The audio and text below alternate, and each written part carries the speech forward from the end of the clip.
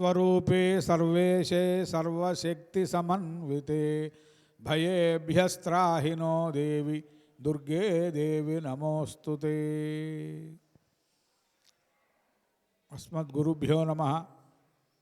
వేదికను అలంకరించిన పెద్దలు విశ్వనాథ గోపాలకృష్ణ శాస్త్రి గారు, బాజంపల్లి సంతోష్ కుమార్ శర్మ గారు, అలాగే ఈ రోజు నుండి నవాహ్నిక ప్రవచనం శ్రీమద్ దేవి భాగవతాన్ని ప్రవాచకులుగా ఉన్నటువంటి బ్రహ్మశ్రీ బుర్రా భాస్కర శాస్త్రి గారు, అలాగే విష్ణుభట్ల ఆంజనేయ జైనులు గారు, కామేశ్వర శాస్త్రి గారు, ఉపస్థితులైన పెద్దలందరికీ నమస్కారం.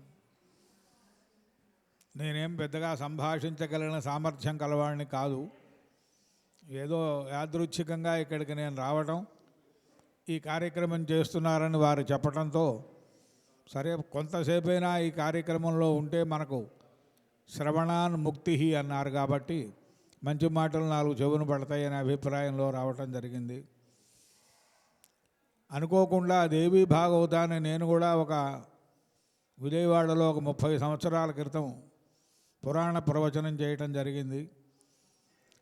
చాలా మహిమాన్వితమైనటువంటి గ్రంథం. ఇందాక శాస్త్రి గారు చెప్పినట్లుగా అనేక విషయాలు అందులో ఉన్నాయి. వాటిని ఆకళింపు చేసుకొని ఆచరణలోకి తీసుకొచ్చుకోవటమే గొప్పది. ఇదే దివ్యమైనటువంటి క్షేత్రం. అటు శక్తిపీఠం, ఇటు జ్యోతిర్లింగ క్షేత్రం, చెప్పేవారు బృహస్పతి సములు.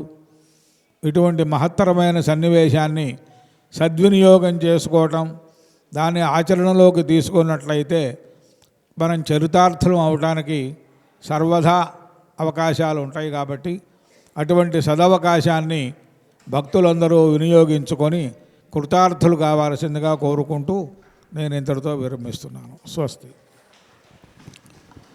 అలాగే ఈరోజు మొదటి